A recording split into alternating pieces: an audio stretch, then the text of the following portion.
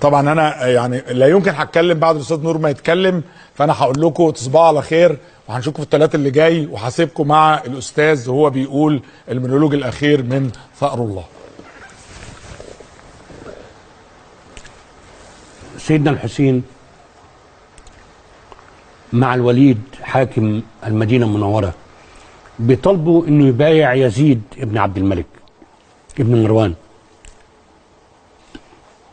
فبيقول له يزيد، الوليد بيسأل سيدنا الحسين بيقول له: نحن لا نطلب إلا كلمة، فلتقل بايعت واذهب بسلام لجموع الفقراء، فلتقلها وانصرف يا ابن رسول الله حقنا للدماء، فلتقلها ما أيسرها إن هي إلا كلمة. سيدنا الحسين بيرد ويقول: كبرت الكلمة، وهل البيعة إلا كلمة؟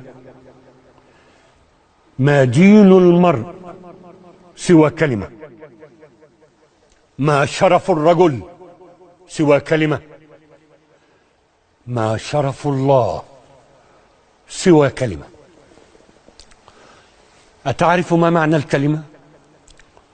مفتاح الجنة في كلمة، دخول النار على كلمة، وقضاء الله هو الكلمة.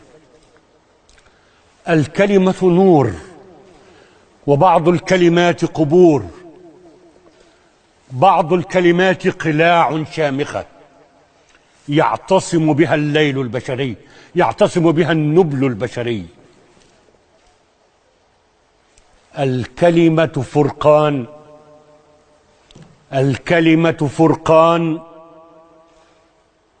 ما بين نبي وبغي. بالكلمة تنكشف الغمة. الكلمة نور ودليل تتبعه الأمة. عيسى ما كان سوى كلمة، أضاء الدنيا بالكلمات وعلمها للصيادين فساروا يهدون العالم. الكلمة زلزلة الظالم، الكلمة حصن الحرية. إن الكلمة مسؤولية. إن الرجل هو الكلمة، شرف الرجل هو الكلمة، شرف الله هو الكلمة.